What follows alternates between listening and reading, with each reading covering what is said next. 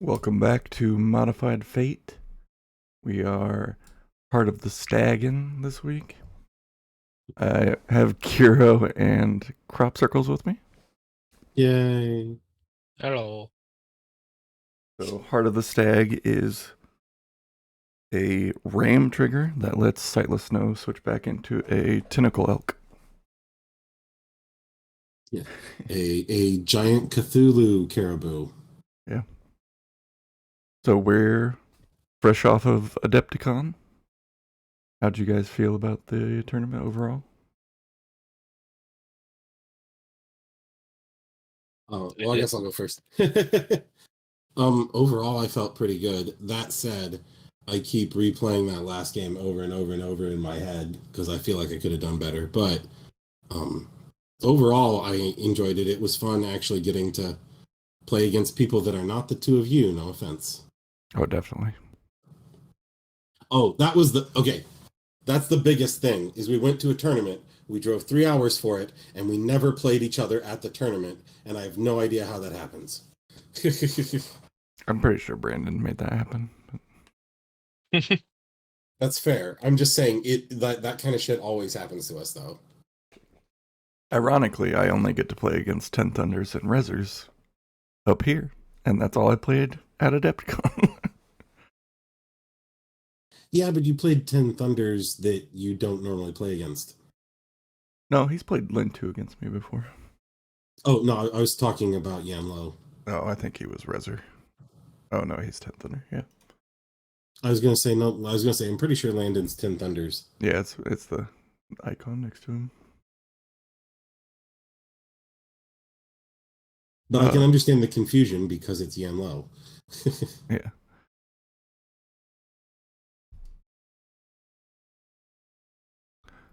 So I got tossed into the deep end. I don't know why I went there. Round 1. Against one of the best players in Malifaux. Landon from the Danger Planet. Pope DARPA. It was Yuri 2 versus Yanlo 1. I've never played against Yanlo before, and I had no clue what any of his stuff did, which was fantastic. Turn 1 went pretty normal. I don't have to use a lot of cards on turn 1, so I just discarded and ended up with a whole hand of Severes on turn 2, which pretty much won me the game. I scored all 4 of my explosives. Landon scored 3, and In Your Face.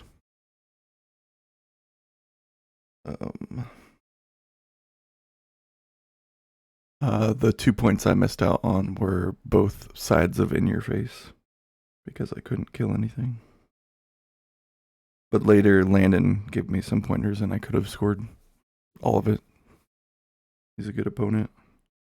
My list was... He was really nice to talk to after the game. Yeah, definitely. I had Yuri 2 with a Primordial Magic, obviously. 2 Boltungan, 2 Garyon with Ancient Packs, the Damned, and Angel Eyes. So the big turning point of our game was Manos leaped in, with the ram trigger to attack my Garyon 3 times, but I defended with the red joker twice. So my Garyon lived, and Manos was in the middle of Angel Eyes and that Garyon. The pointer that Landon told me later on is I should have moved Euripides twice over to Manos before I killed him to score In Your Face. Yeah, that'd do it. Yeah, definitely.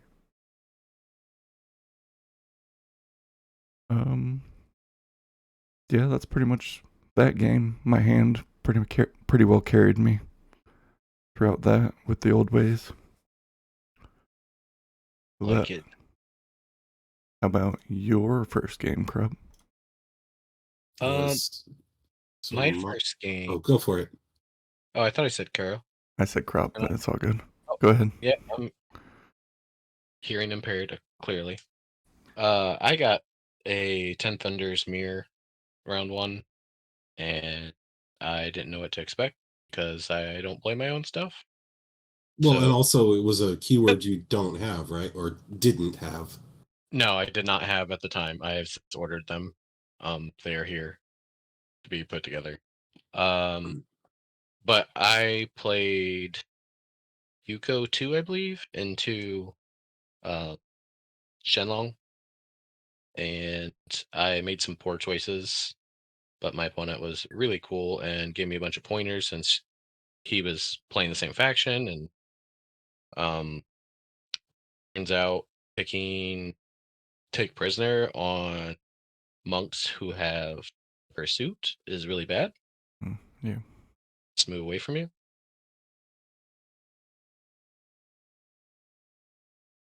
What was your list? If you Um, if you still have it, I don't know. I don't know that I do. I know that I had Yuko 2 obviously in her totem. I had 2 Kunoichi, Fuhatsu, a Bill, and a Hinamatsu. I don't know if that sounds about right. But I just didn't go wide enough, and he went for the outflank, and both of his monks that went to the corners had stealth upgrades, Hmm. so I couldn't shoot, and I couldn't get close enough fast enough. So lots of poor choices. Yeah. What 2 points did you score? Do you know? Um,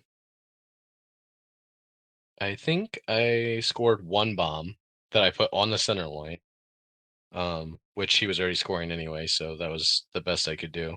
Hmm. And I think he forgot pursuit 1 turn, so I got the first half of take prisoner. Oh, gotcha. All right, Kraut.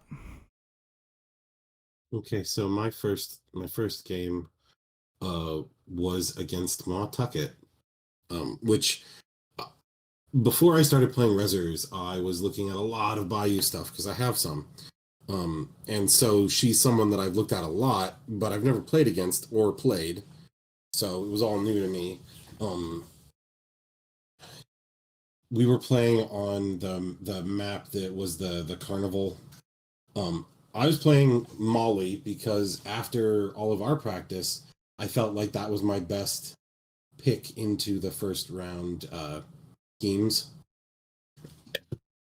So my list was Molly with the Whisper, um, Archie, 2 Kruligans, the Forgotten Marshal with the Whisper, Noxious, and a Rogue Necromancy. So I was playing 3 big guys. Um, I was going for Outflank, and I think it's Information Overload is Yeah. the other one in that one. Yep. Because like honestly, you can ask either of the other guys here. When I'm playing Molly, if I see Information Overload, I generally go for it. But so it started out, he gets to place pit traps because he's Maw, and he has some. She can place pit traps for like at the start of the game, and then he had a couple of models that could place pit traps at the start of the game, so he did. And then he from the shadows his bushwhackers into the corners to try and go for outflank. And I'm like, okay. So then my round 1, I had to move a couple pieces, but then I activated Molly pretty early so that she could eat the pit traps that were blocking my way, which she didn't realize she could do that. So that was a bit of a feels bad. But uh, once I did that, what it came down to was Molly, the Noxious, and the Marshal ended up going towards the middle. The Rogue Necromancy went to the middle, but was going off to the side. And then Archie just launched himself at a corner to try and take out the outflank. Um,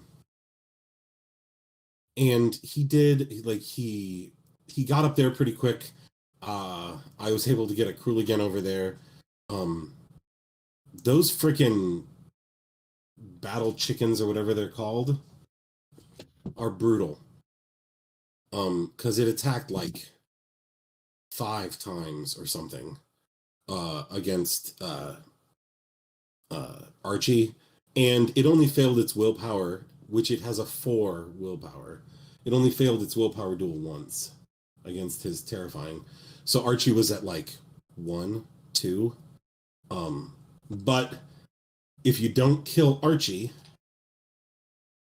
then he bounces back really well. And that's exactly what happened, is that he gave me a weird look when I pitched a severe to do my flurry, and I'm like, well, that's because I also heal 3. So hit points are important. But basically, because he wasn't quite able to finish Archie off, Archie's swing back killed the chicken, and then it jumped to engage the bushwhacker. And then later I killed the bushwhacker. He had a test subject that ran up the middle to place a bomb. Well, after it placed the bomb, basically Molly disturbing storied it twice for 6 irreducible, so it just died. He on each of his flanks he had a bushwhacker and a chicken. So the chicken from the other flank came towards the center, and the Noxious actually did bring it, so it had to walk 9 inches towards me because it moves like 7, so it had to come 9 inches towards me, and then he used, I think it's Trixie Bell, to lure it back, but that still meant I netted 2 inches closer, which let the Forgotten Marshal shoot it with a focus shot when I had a ram in hand and a severe. So I was able to just go, bam, here's 6 damage, it's dead. Which is a good feeling. So basically at that point,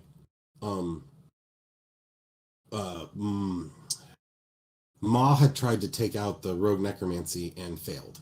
She had missed it by like 1, which is easy to do. It's got hard to kill. But so it bounced back, and Archie had finished off its corner, so he jumped in to pound on Ma. So going into, I think, finishing the 3rd round, Ma had like 2 hit points, and he conceded.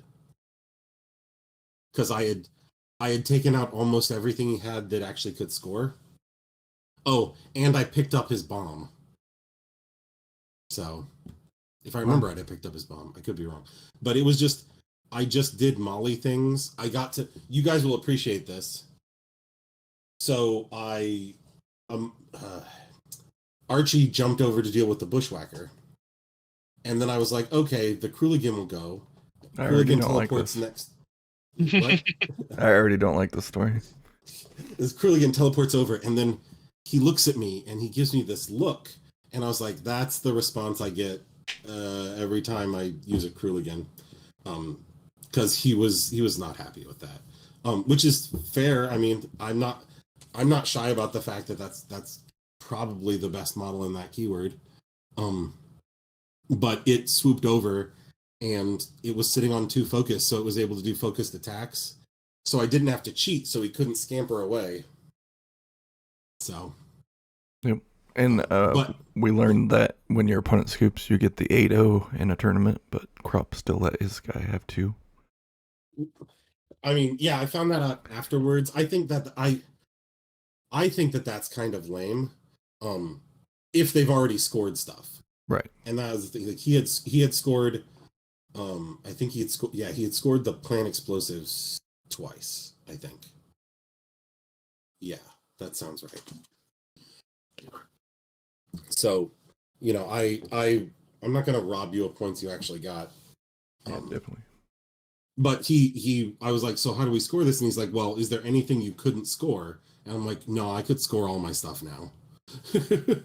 Yeah. So that was my first round. Yeah, you can just dive into your round 2 if you want. Sure. Or just loop back around. So in round 2, it was the scheme pool that had hold up your forces. And I really like that with Kurai, so I went for it with her.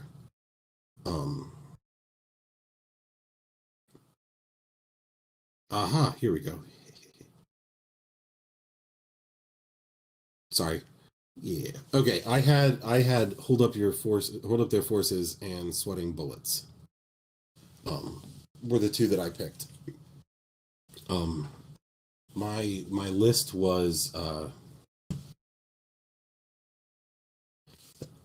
so Kurai, Datsueba, and Enslaved Spirit, a Guishin, Jakuna Abume, Lost Love, Onryo, Two Shaishin, and that's it because the rest of these were summoned.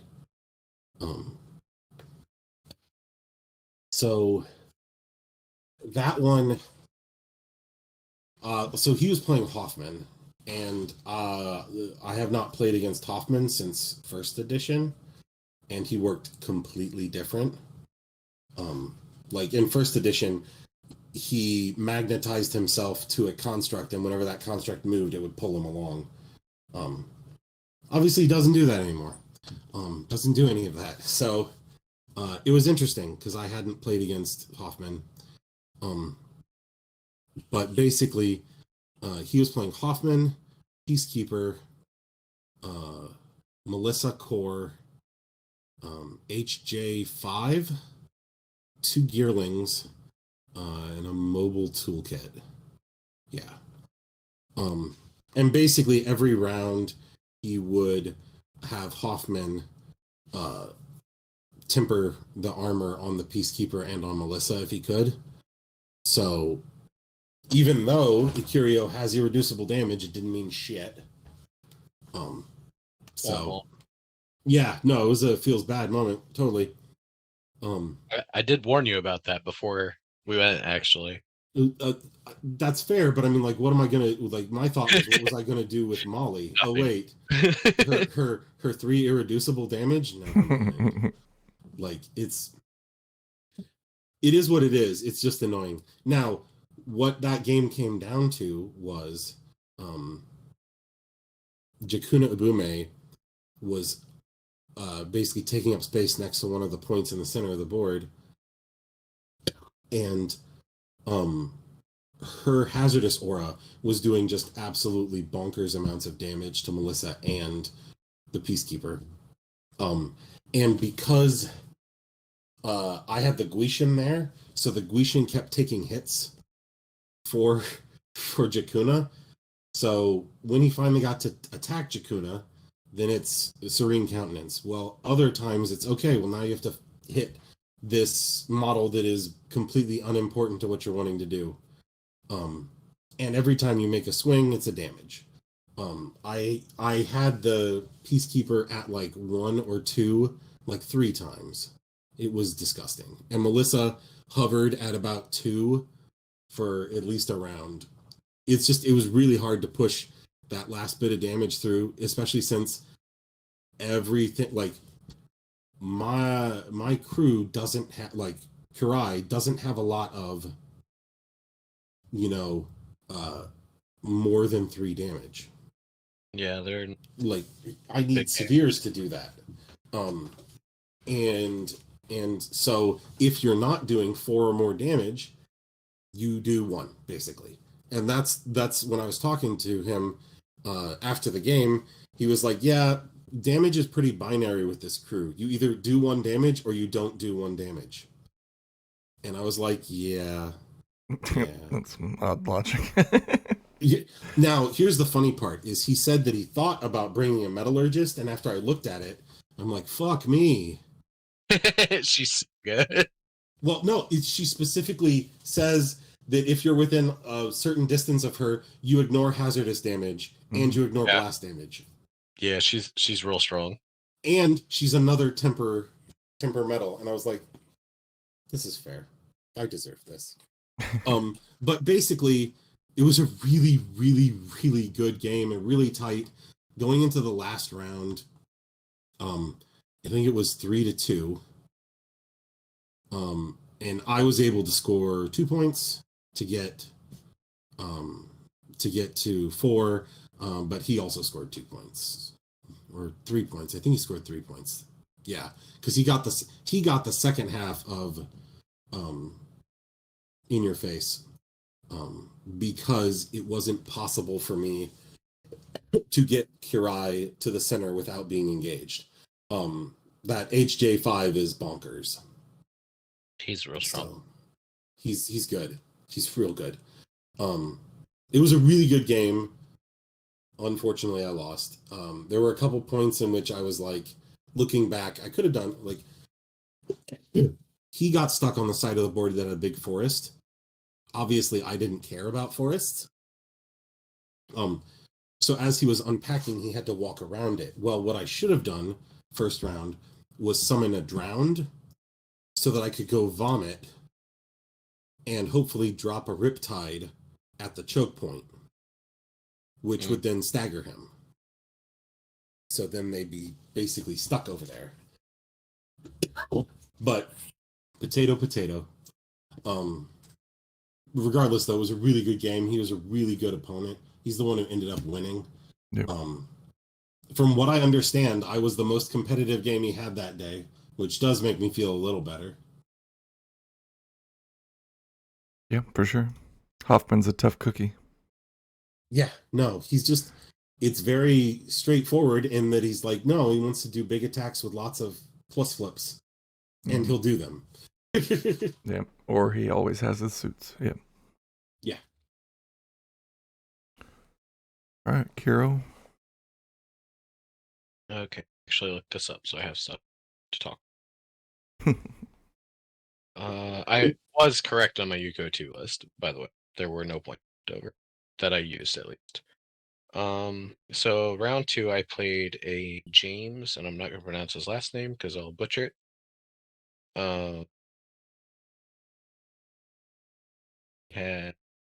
I took Power Ritual and Espionage, and I played Lin 1. List was obviously the rabbit. I gave it a Silent Protector upgrade, so it couldn't be one shot.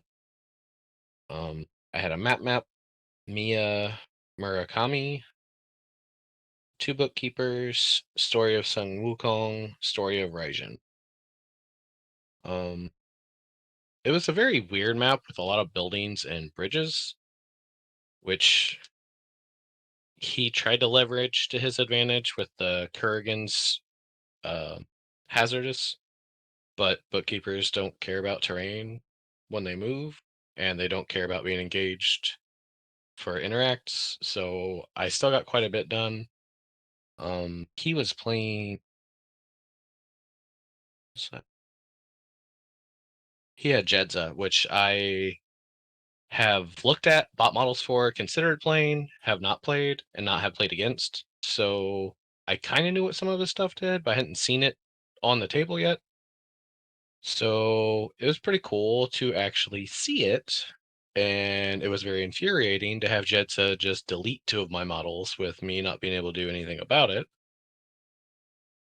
But he didn't have any demise cancellation in his list.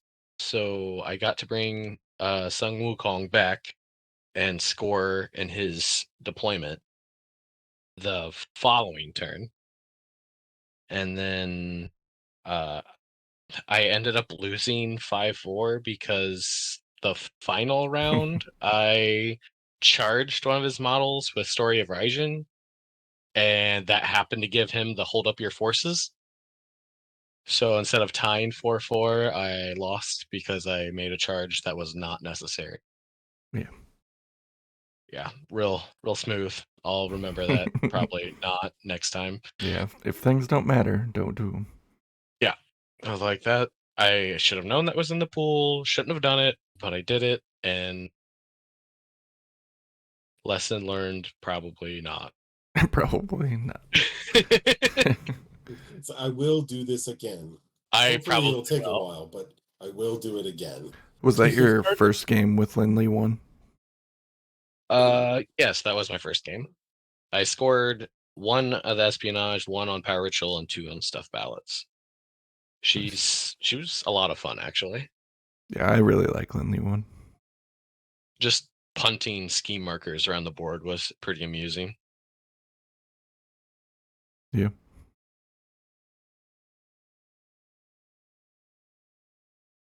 So round 2, I had Greg Oberfield. He was playing Lindley 2 versus my Lucius 2. I had the Scribe, 46, Alan Reed, 2 Changelings, 2 Guild Lawyers, and White Eyes. 7 hit points. Do what? I said with 7 hit points. Yeah, with 7 hit points. Fix it. So before the game, we didn't know where to put the center ballot box because there was a bridge there. So we ended up putting it on top of the bridge, and the way he chose deployment, the stairs were only on his side. Ugh. Yeah. Clever. Which I have Lucius, so it didn't end up mattering, but that's a good play by him. And it's Lindley too, so the whole game, not really fighting. We're just scoring points, as you can see, with the 8-6. The game came down to he had 3 votes on the center box, and I had 1. So he moved Lindley off of the bridge to go attack Alan Reed. To which Agent 46 walked twice up there, and then Lucius teleported up there, voted twice, and made 46 vote twice after resetting it. Vote once after resetting it. Which got me the 4th stuff the ballots point. And then Changeling denied him his 2nd point of Power Ritual. The Longshanks here is wrong. We both had Power Ritual Espionage, not Protected Territory. Greg was a great opponent. He knew what he was doing. I should have tried to get Lucius to ignore the Wukong's demise at one point. Would have saved me a lot of points. Wukong's pretty good. Yeah. I don't think I had played against Wukong. Or no, you did play him against me that one time. Played one game. Yeah.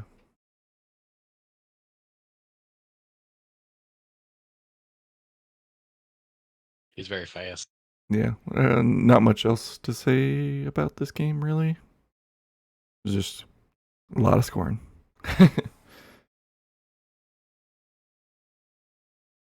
And then round 3, I got Joe P.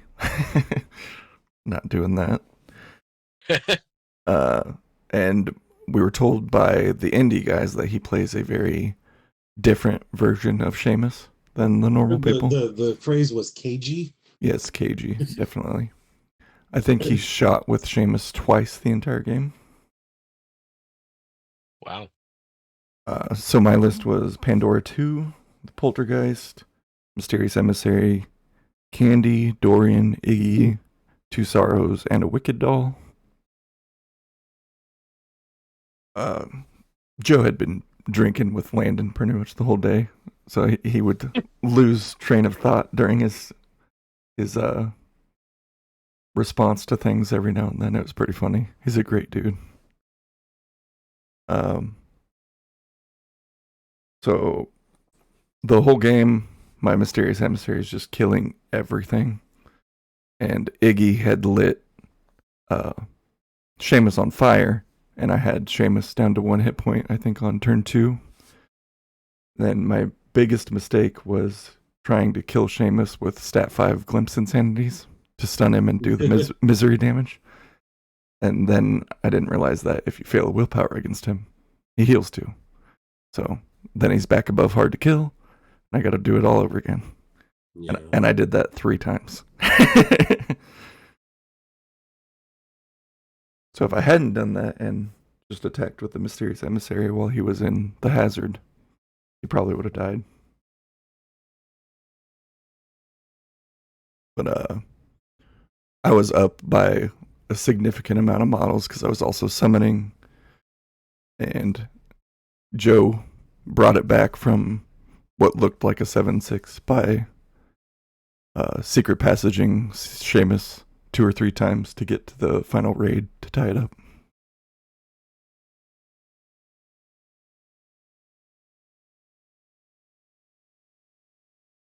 Back to you, Carol. Well, I accidentally deleted third round of the Adepticon. I played Lindley 2 with the Rabbit and the Silent Protector upgrade again. This time I opted to drop Mia and Map because they didn't do much the second round. So I went up to 3 bookkeepers, Story of Sung Wukong, Raijin, and Thon. I'm not sure how to say his, but played all the stories that I had access to. I remember my opponent was Brewmaster 2, which I have not played into yet, or before that. And I kind of knew what Brewmaster did thanks to Crop, but Brewmaster 2 is slightly different. Yeah. And it was very painful to learn. Since was that we had wedge deployment and I was on the circus table this time. And with the way the objectives were positioned and the terrain, it was kind of hard to get things positioned correctly. And it was very choke point in the center. So I kind of got wrecked, to be honest. I can't find, where did it end up? Oh, it ended 3-2. So I guess I did work, but it did not feel like it. I got shockwaved multiple times, lost a whole hand of severes to not be stunned and staggered and all the good fun stuff. I mostly Wukong and my Rabbit did a bunch of marker dropping, which got me my 2 points on the last turn when we timed out. Yeah, I scored Protected Territory and Espionage the final turn when we ran out of time. Did you finish both your other games? I think so. Yeah, I finished all 3 of mine. The one with Joe went down to the wire, but because he took a bathroom break. Not a big deal. All right. All right, Crop. So, so my first game, the guy conceded. Sorry, his name was Casey, if I remember right. So yeah, Casey, all Longshank says is "Oh no, bananas." yeah. But he conceded, so I guess that game we finished. Right at time we actually finished that second round game. We actually went 5 rounds, and it was a fucking grinder. But the third round we did not finish. Because it was another super grindy game. I thought, okay, I'm up against Arcanist again. Kirai actually worked out surprisingly well, so I'll try her again. So that was my first mistake. Because Kirai is not as well set up for those schemes as she was for the second round schemes. I had Protected Territory and Let Them Bleed, or Make Them Bleed. Which Make Them Bleed is usually something that Kirai can do. But my opponent was playing Rasputina. My opponent was Roman, one of the indie guys. He was playing Rasputina, and he was specifically playing Rasputina with Cedra. So,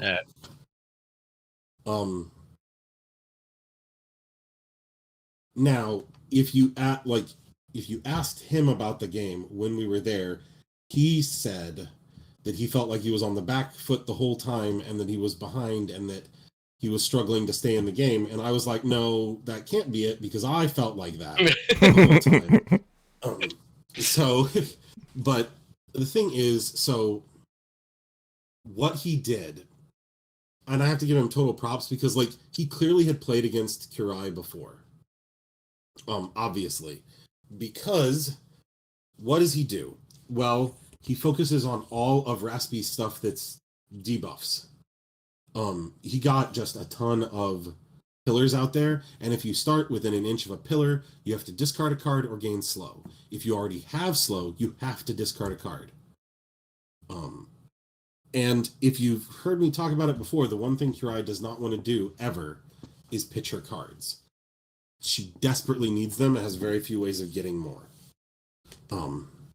And so he was running my hand out all the time.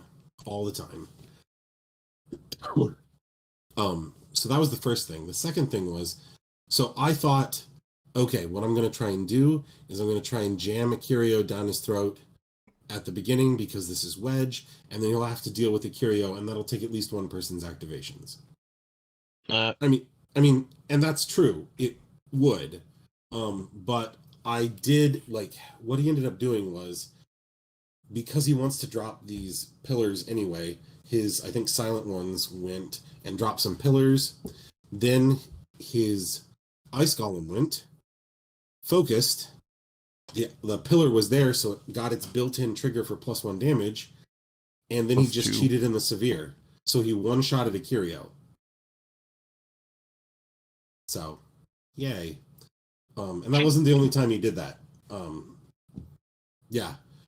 He did a lot of focus and then just cheat in severes, just to avoid dealing with vengeance damage. Mm-hmm. And also, Kurai has a fair amount of healing stuff there. She can bounce back. Also, it let him get around a lot of Jakuna Ubume's tricks. Because all of her stuff is built around having serene countenance. So he basically just took it real slow and leveraged the fact that he had guys that had severe 6s. Like you do. Yeah, I mean that's what you do. He ended up voting. Was it voting? No. He delivered a message on me through an ice pillar. Mm-hmm. Which was great. I got Make Them Bleed, which I was very proud of myself. It was not a high scoring game. I think it was 4-2. Yep. And it was a real grinder. All that said, I probably should have taken Molly instead. Just to get the ice pillars off the board. Yeah. Well, it's like I can't remove enough ice pillars. Like I can't. Yeah, you just get the ones right next to people. I can clear up some space around my own models. Also, if you force me to discard, if my model has fading, I at least get a benefit out of it. You know, instead of just going, nope, guess you're just slowed. Mm-hmm. Yeah, and you're 5 inches. So there, I keep looking back on that, and I'm like, I definitely should have played Molly instead. But hindsight's 2020. Honestly, it didn't feel like Cedra did a lot, but also it didn't feel like Cedra was bad. You know, like Cedra ended up shifting in the last turn we had and jumped into the backfield to get the vault on my side of the board. So even if that's all she did, which it wasn't, that'd still be worthwhile. I mean, that was a point. Yeah, you said she delivered a message to you too, right? No. The silent one delivered a message to me through an ice pillar. Okay. Gotcha. Yep. So yeah, no, it was rough. Like I can see where, like, so when I went home, I immediately was like, what do I have that can remove terrain markers? And the answer is jack shit. Yeah. Rezzers don't have a lot of that, which I'm excited. Sarcasm. Molly can remove markers. Yeah, Molly's the only one. Yeah. Basically, yeah. So yeah, I was like, oh boy, this is going to be fun. Yeah, you just got to use your slams effectively. Like make your Station slam stuff. And I did that a bit at the beginning, but then um like I kind of got behind and stuck, and so yeah. So, but yeah, I think that's the key, is use the fact that I have more models Yeah. to I, try I and clear can up some space. I can remember games against Kiro playing Tina that I walked, broke a ice pillar, and that was my entire activation for certain models. Yeah. And honestly, for a 2-point model like a Station, that's a worthwhile turn. Yeah. So, but yeah, I feel like I could have played better. I feel like I should have picked Molly, um, mostly because she would have also been better at scoring um, the strategies that time. Um, so, yep, Yep. that's what I got. Uh, Kuro ended up in last place. Not No, quite. it says 32 on here. It didn't. Oh, there's two that are messed up. You're probably 30. I was 30 at when he called him out that day. Yeah, But it the might as well have standings are been. messed up on here. Yeah. It was what it was. I mean, the first opponent, I did finish all but the last round. I went back and looked. First guy beat like 6-2, and he was super helpful, so I'm fine with that. The other two were very close games, so I'm Yeah. not upset about any of it. And then Cromp got 18. Yeah, my first round messed me up because I had a huge differential, so I played the guy who won. Yeah. And then I ended up in fifth with the person I tied with in fourth, and then Landon got seventh, the guy I played in the first round. So I was thrown in the deep end. And did well. Yep. Very well. It was a great event. Brandon ran a tight ship. Yeah, it was pretty good. I know that we kept joking about something would happen or something, but it all seemed to it worked pretty well. So good on him. Yeah. My my joking goal was to go 3-0 and not win. So 2-0 and 1 is essentially the same thing. I mean, you didn't lose. Right. Yeah, you went without losing and you didn't win. Not losing a game in your first Malifaux term. It's got to feel pretty good. Yeah, definitely. Crop, you wanna? I think we're gonna switch over to the Ashes models that are finally on the app. Yeah. Do you want to do Urami first? Yeah. All right, we can do Urami first. Urami's good stuff. Which one do you want to I'm start very with? excited. Kari. Because she's baller. So she's a new henchman, Urami and Tormented, which I'm looking forward to getting all my Jackdaw stuff together for her as well. Pretty average stats: Incorporeal, Vengeance, Torment, all things you expect from those keywords. But then she has Peer Through Fog, so she ignores concealment on everything. She has Withering Away, so if you're within 3 inches of her, you can't heal. Just nope, no healing for you. And then her attacks. She has her Stygian Hook, which is a stat 6 that's 1 inch against defense. If they're an enemy tormented model, so if you actually place one of your tormented upgrades on them to make them tormented, then it builds in the mask. The RAM is way down, which is if they have an upgrade, you get +1 damage. The normal damage is 2, 3, 4, which is not exciting, but 3, 4, 5 is a bit better. But let's be honest, you're coming with me. Because you push the target 3 inches in any direction and you place her in base contact with them. Now the cool part is she's incorporeal, so you can literally push them straight through you. But this is the ability that I like. I look at it and it's ridiculous. So Sharon's Toll, 8 inches, 6 with a tome against willpower. The target must discard a card and suffers 3/2/0 damage based on the value of the discarded card. So if they are like, oh, I'm going to discard crap, their model takes 3 damage.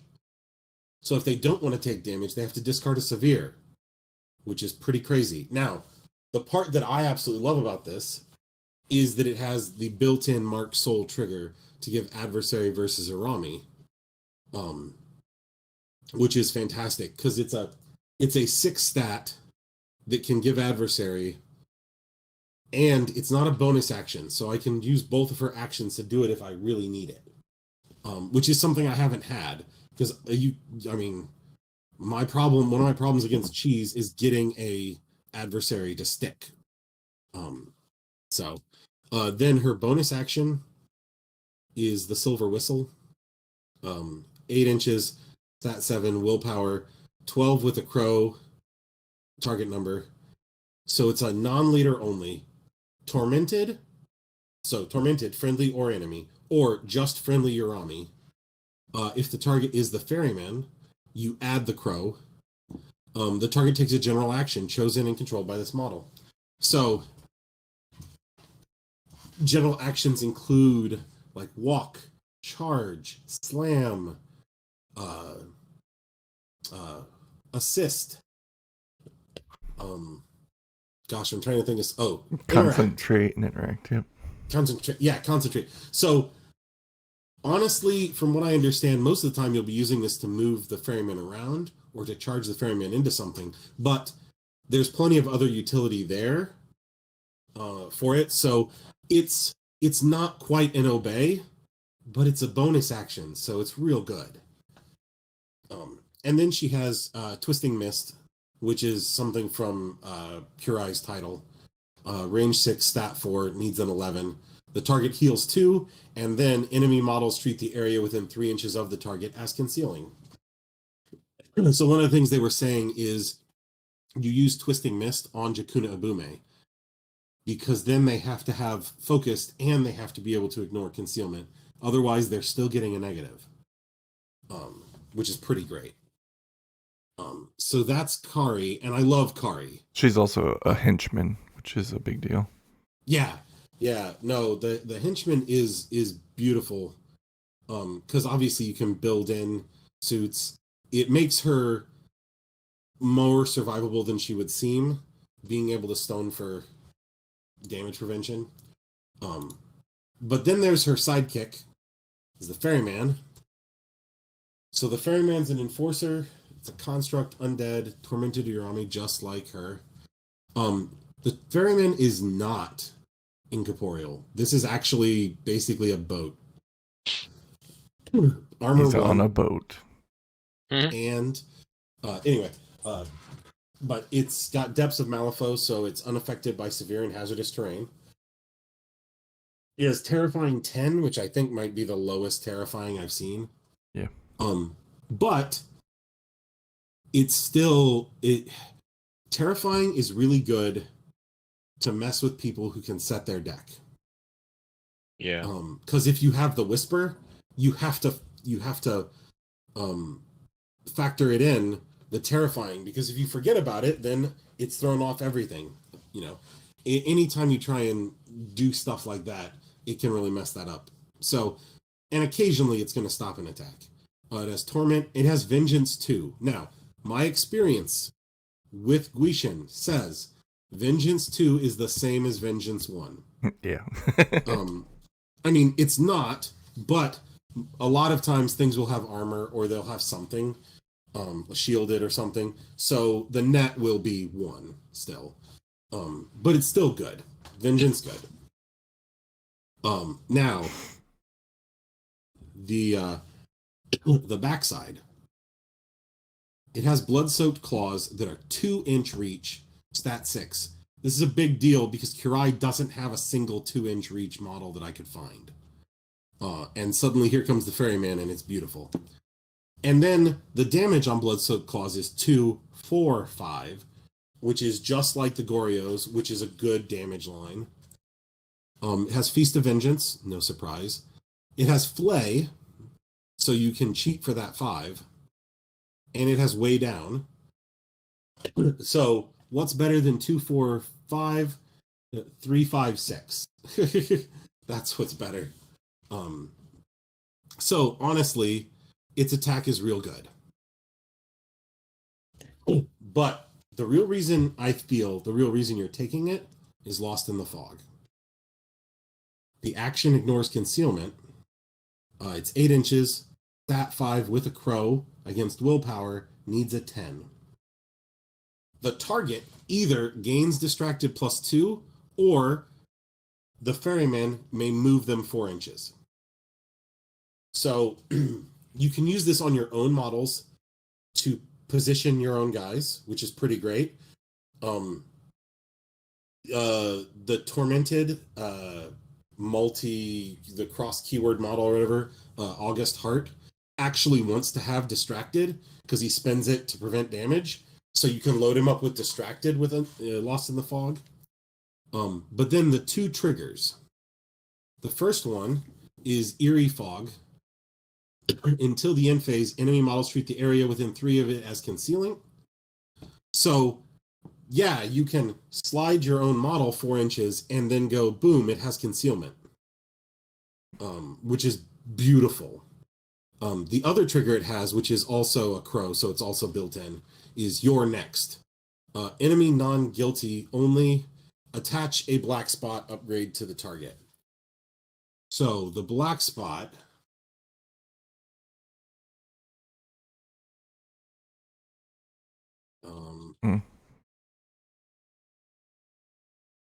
it's catch of the day is what it's called. Its limitation is black spot, but it's called catch of the day. It gives 3 abilities marked for death. So at the end of this model's activation, one enemy model in its line of sight may move up to 4 inches towards it. Soul for a soul, which is at the start of this model's activation. A friendly model within 3 may gain staggered. If it does, you move this upgrade to them. And then tormented. This model has the tormented keyword. So the tormented ability is if you damage someone with an upgrade, you draw a card. So this is a way to get an upgrade on a model. It makes it easier for you to go after them. And it makes them tormented, which can trigger other things in that keyword. But I love it because Jakuna Abume is tormented, the Drowned are tormented, and Carrie is tormented. So that's 3 different other models that Kirai might be able to draw cards off of if things have upgrades. So that I find really interesting.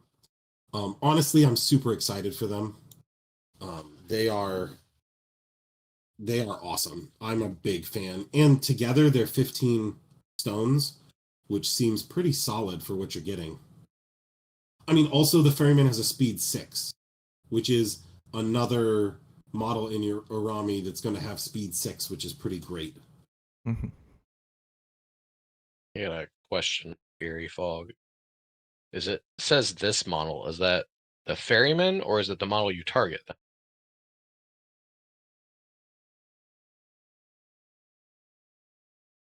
Oh no, the Eerie Fog goes around the Ferryman. Okay. That's what it looks like. Yeah. I mean, still good. I mean, to me, you're probably going to want to do that most of the time anyway, because he only has 7 hit points and armor 1. So he's not like super easy to kill, but he's also not hard. Well, and if you play Ogume with him, then you have 2 big ol' concealing. So that sounds fun. Oh, you played carry with him. You can have, well, and then Kurai's title has the same ability that Carrie has, so she can put concealment on some other people. Honestly, I was like, I need to practice with Kurai's title just in case I end up going against someone who runs a lot of guns, because then I can just go, okay, everything has concealment all the time. So. Oh no, I was thinking Obume's thing gave concealment and hazardous. Never mind. No. Nope, it's good. It's not that good.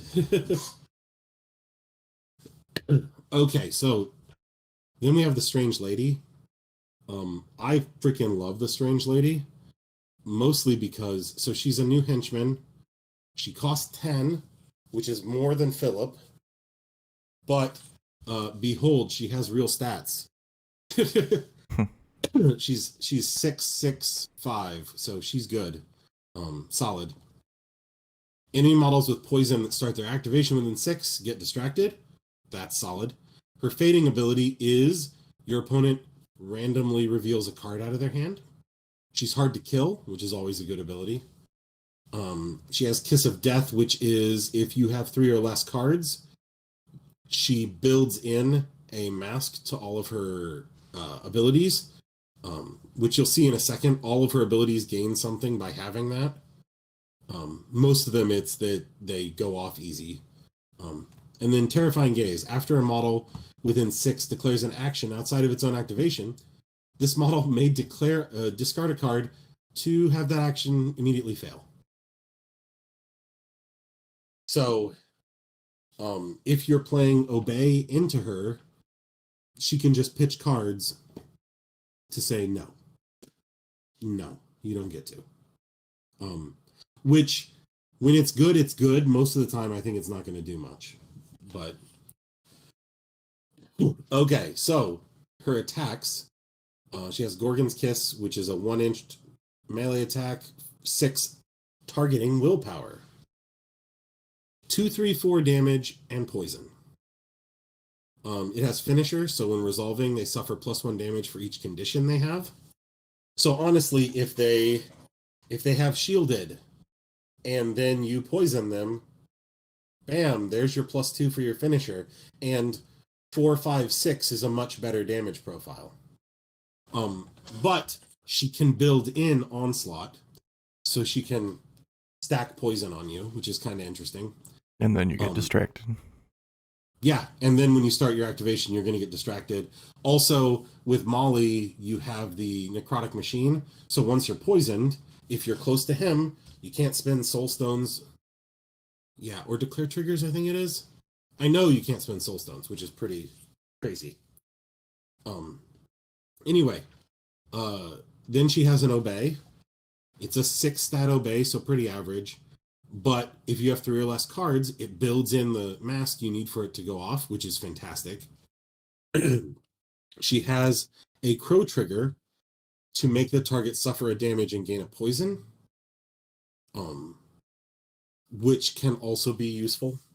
And honestly, with Molly, this is what I see most of her value in, is being able to obey. But then her tactical action is also baller. It's the Healing Dark.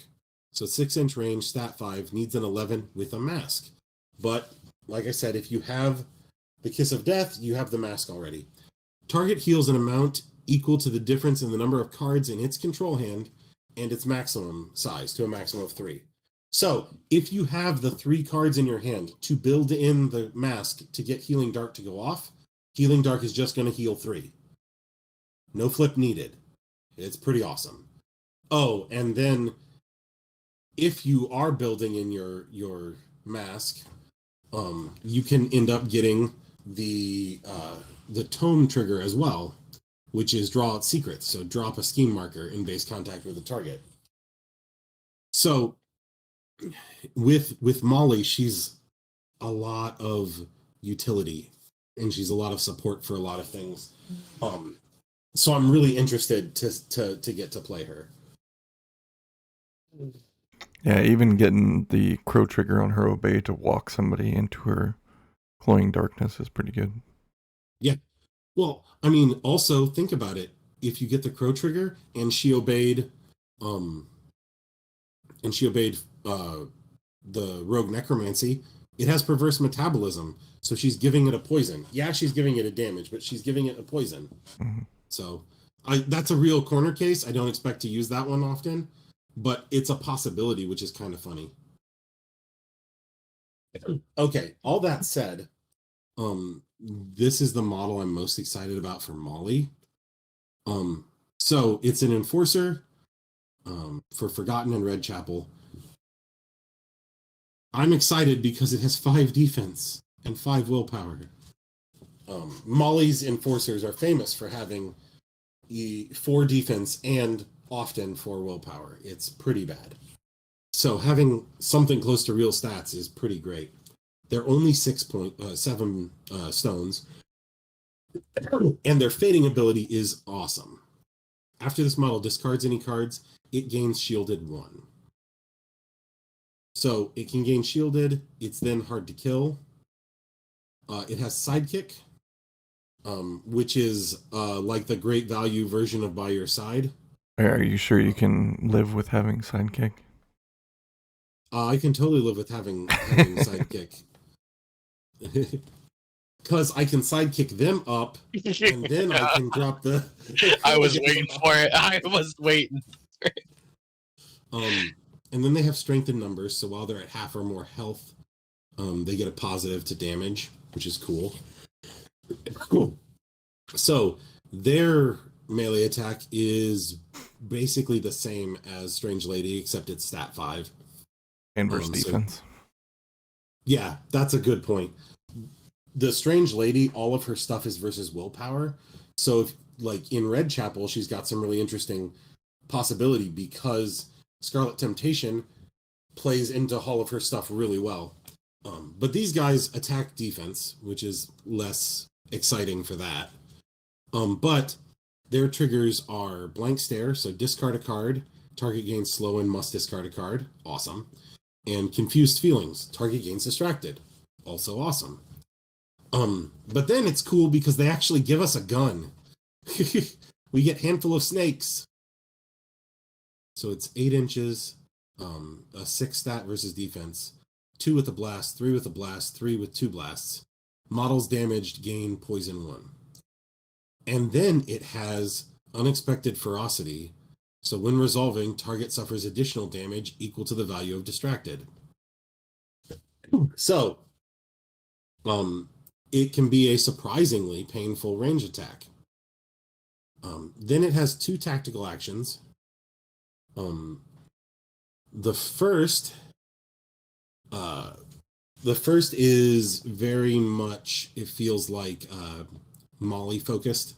So Serene Silence, it's a 6-inch aura, stat 5, need an 11. Until the end phase, after a friendly model within range discards a card, it gains shielded 1. So this is why I'm super excited, because Molly's stuff is kind of squishy, like once you get a hold of it. And so being able to give shielded out is pretty great. And then the trigger on it is Kindness of Strangers. Needs a ram. Discard a card. A friendly strange lady within range takes an action. So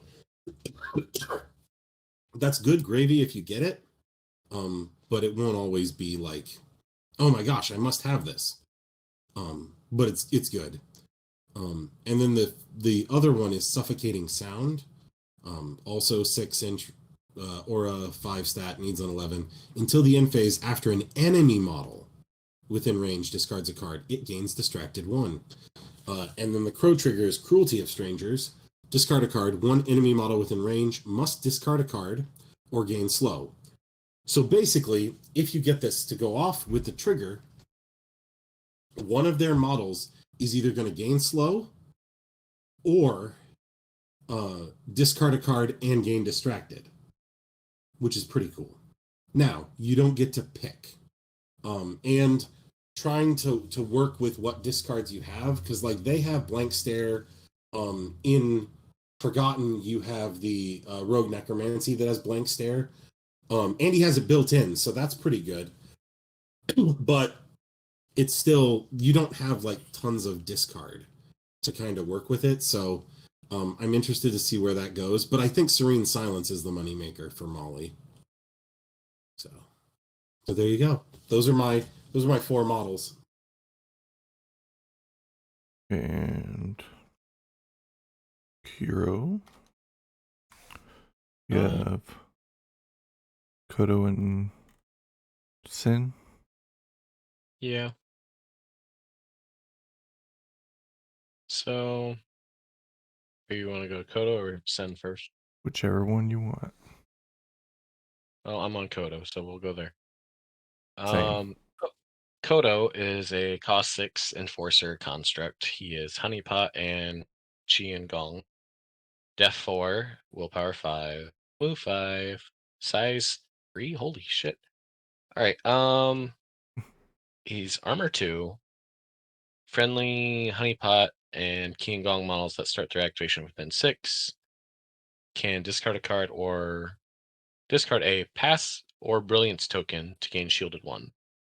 He has reading the room during the start phase. He gains a choice of a brilliance token or a favor token. Favor tokens can be spent like pass tokens, basically. Then he has rig the deck 2, so draw 2, put 2 back on top of your deck. And then his backup card, he has Drain Life, which is range 6, stat 6, resisted by willpower. Target suffers 2, 3, 4 damage, and this model heals 1. Ram trigger is Bong. When resolving this, the target suffers +1 damage after resolving the action and this model's activation. So that gets him up to 3, 4, 5 damage, but then he ends his activation. Yep.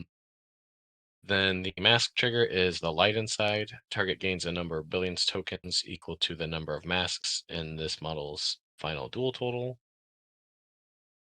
I guess. Tactical action, nervous energy is pulse 6, stat 6, TN 12. Once per turn, push this model and up to 2 unengaged friendly Honeypot or Qian Gong models within range up to 2 inches in any direction. Ram trigger, inner glow, friendly models within range gain a brilliance token and heal 1. And his quick action is pluck the strings. It's pulse 4, stat 6, TN 11. Enemy models within range must each pass a TN 13 willpower duel or gain distracted 1. With 2 mask triggers. First one is Dazed and Confused. Enemy models within range with 3 or more brilliance tokens gain stun, or gaining favor. This model gains a favor token. And he's a 50 mil. He's a big boy. Yeah, so then his pole, 6 inches off of a 50 mil base is a pretty big area. Yeah. Yeah, he's a beast. And it gives your Qingong models brilliance tokens on that nervous energy, so they can discard it for good luck charms. Yeah, the nervous energy set up to good luck charms is real good. That seems pretty sweet. I wish I And had honestly, 6-point enforcers. just doing pluck the strings to give him a favor token is pretty sweet too. Yeah, I mean, he's 6 points for 6 health and armor 2, so I'm okay with him as he is. But I'm not He seems pretty super solid. excited. He's okay. I'm just not like jumping out of my seat about it. Yeah. Then Sen is his like partner, I guess.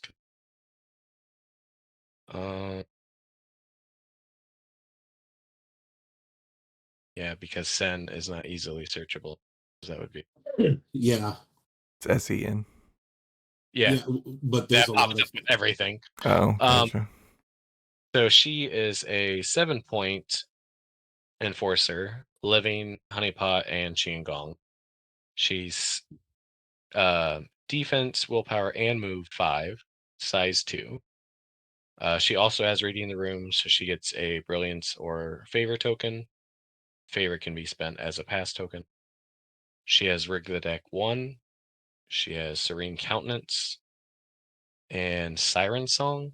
Enemy models within Aura 6 suffer -1 willpower. Duel is generated by tactical action.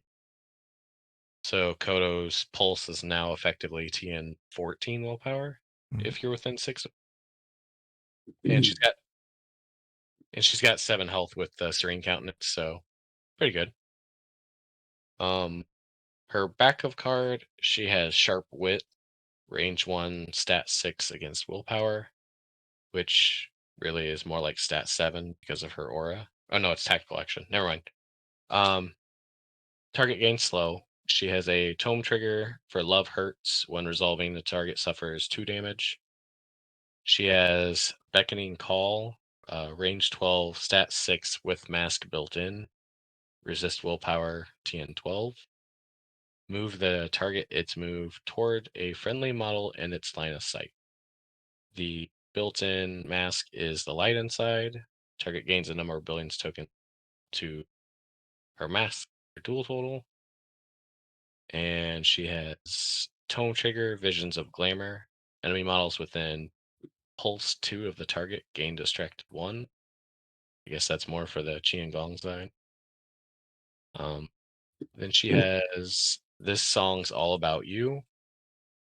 It's range 8, stat 5, resist willpower. The target may discard up to 2 cards. For each card the target does not discard, it suffers 1 irreducible damage and gains Distracted 1. With Tome Trigger for Love Hurts, they take 2 damage. I really like that ability, actually. Stat 5 is kind of meh, but it's willpower. I just like all of it. They either discard cards or take damage and get distracted. It's all good. Mm-hmm. The tactical action on her is also quick action. Aces and 8s, stat 5, tome built in, TN 12. Draw up to 2 non-joker cards from your discard pile with a combined value of 8 or less. I don't really love that offhand, but I guess it gives me more cards to discard to go. The tome trigger that's built in is Backup Ban. A friendly Kodo in line of sight may move up to 3 inches towards this model. And the mask trigger is Reposition. She can move up to 3 inches. She's a 30 mil, so she's a little bit. I think these guys are deceptively better than they look on paper. Just because Well, I think generating the favor tokens. They're doing a lot of support stuff. They're not doing any heavy lifting themselves, but they've got a lot of utility. Well, they enable I can talk, the leverage positives on all the other Xiangong pretty easily. Yeah, that's true. They can help you get your leverage in the turns before your opponent flips their scheme. Yeah. So that's interesting. Yeah, I don't dislike either one. I obviously haven't tried them on the table yet, so I'll withhold judgment till then. But they don't have a release date yet, right? I don't think so. I don't believe so. So I'm not like in a huge hurry to try them. Yeah, they seem good. Yeah, they're not bad, I think.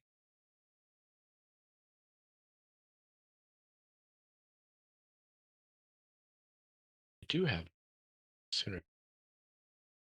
Bonnie. So just as a note, Jacob Lynch, his bonus action, it generates a TN 14 willpower duel, or they gain brilliance tokens. So Sin's aura would work on that, which that's pretty baller. I think Danger Planet mentioned something about Mr. Tannen having one as well. Oh, Mr. Tannen has boring conversation. Ugh. So then your boring conversation is an 11. Yeah, well, and Tannen has a pro trigger that makes his boring conversation increase for every brilliance token up to 3 on the model taking the action. So 14. If he has 3 or more, it'll be plus 3. So then you'd have a 14 boring conversation. Seems pretty good. It's fine. It's fine. But Ban Ying, I Honestly, listened to the Danger Planet when they did all this and kind of agreed he didn't seem very good. But my first round opponent did play him in his Shenlong list, and he does a lot. I'm not sure if it's actually good, like overall, but it does a lot of things. He's 8-point henchman, last blossom and monk. He's defense, willpower, and move 5, size 2, with 8 boxes.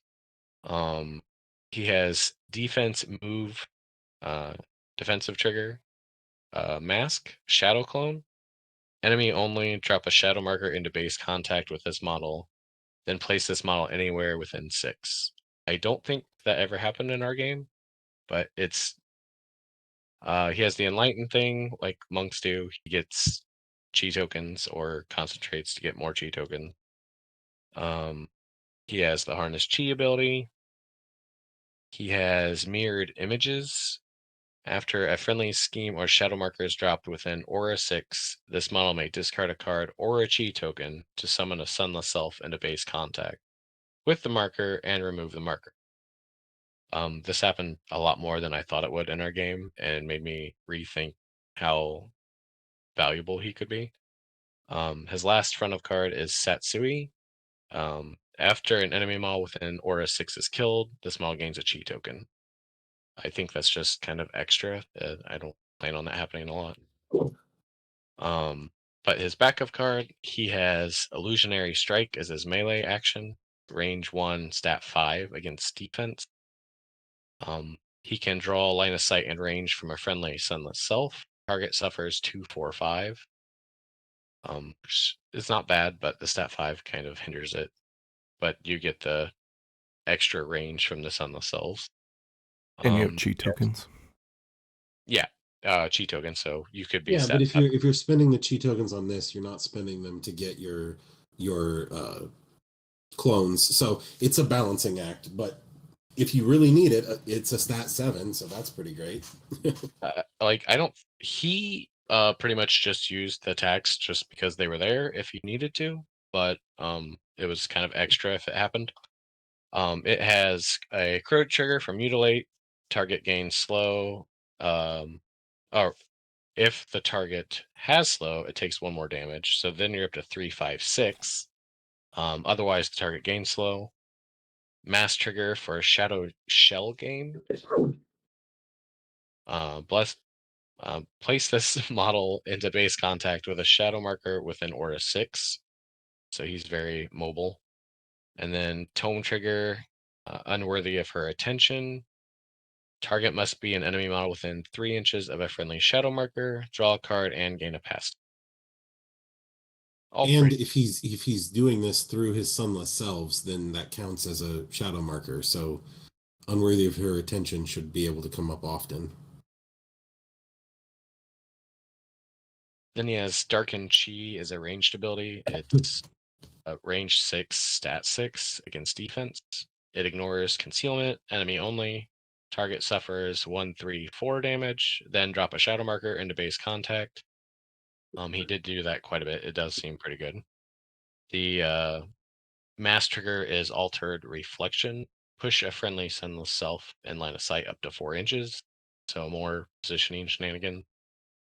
And then the crow trigger is Shadow Pin. Target must have concealment or be within 3 inches of a shadow marker. Friendly shadow marker. When resolving, the target suffers +1 damage and gains staggered. Then his tactical action is the Torikage's Ninja Vanish, but better. Because he is stat 6 and needs a 12. Target a ski marker or shadow marker within range. Place this model into base contact, then drop either a ski marker or shadow marker in base contact with the target and remove the target. With a crow trigger for sudden appearance, enemy models within pulse 1 gain stagger. Lots of stagger. Yeah, like I said, reading the card, I wasn't sold on him, but seeing him played, I think he's got some tricks. Yeah, definitely. I didn't realize he was a henchman either. Yeah, he's got something. The Sunless Self that he summons, because you're probably not hiring. I guess you can. They're cost 2, minion 3.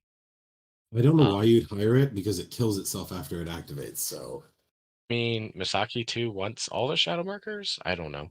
Um, it's Def 5, Willpower 3, Move 5.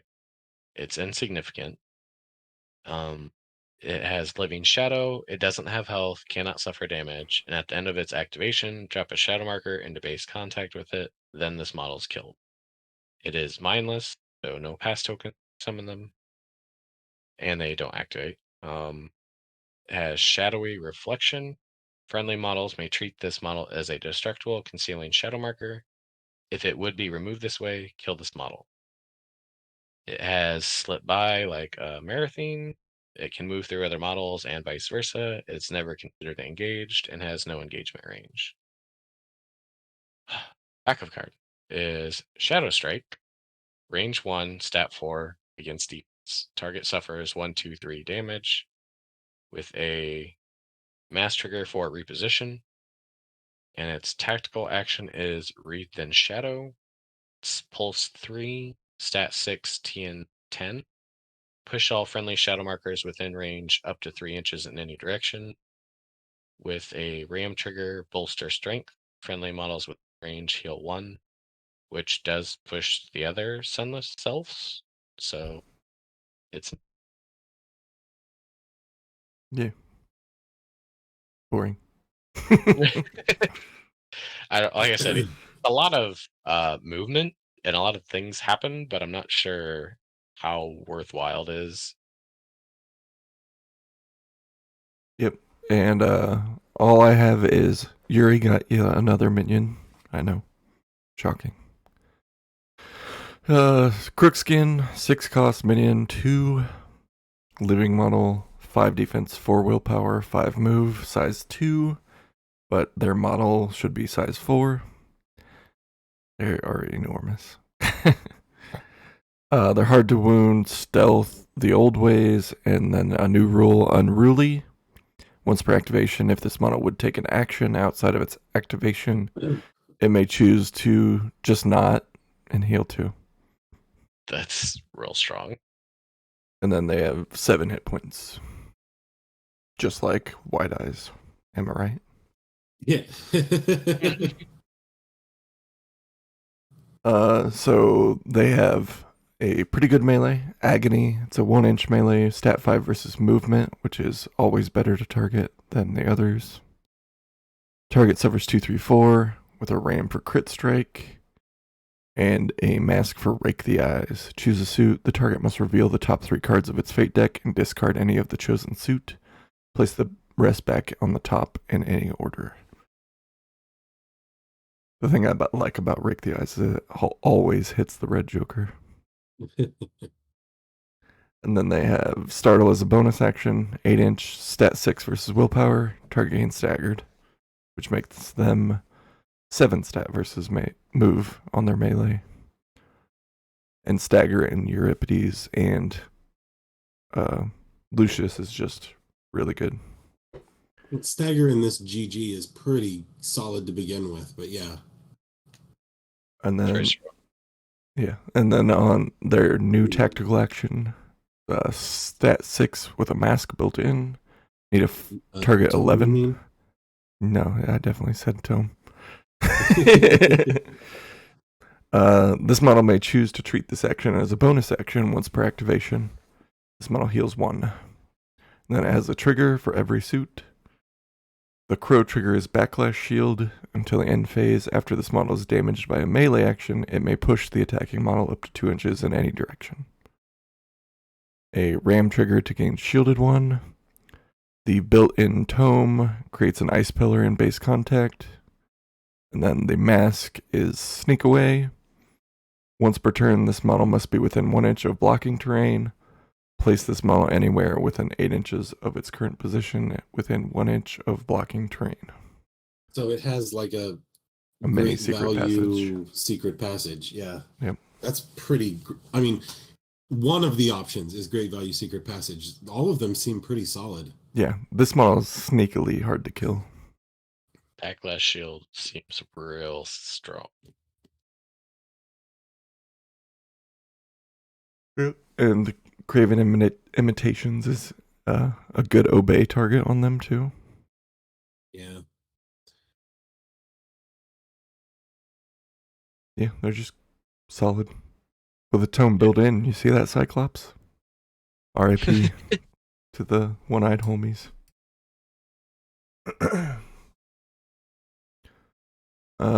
You guys have anything else? I mean, I have another story model, but Oh, we haven't gone over the story keyword, so we haven't done that. It's fine. Yeah. I just got them back. Yeah. All right. I put Old Hob together. Yeah. It's a cool model. I do He's find it huge. amusing that we went to Adepticon and most of our matchups we could have played amongst ourselves. Well, mine definitely, yeah. Well, I played against my own faction one round. I played against Brewmaster another round. Crop played into Tina, which I have,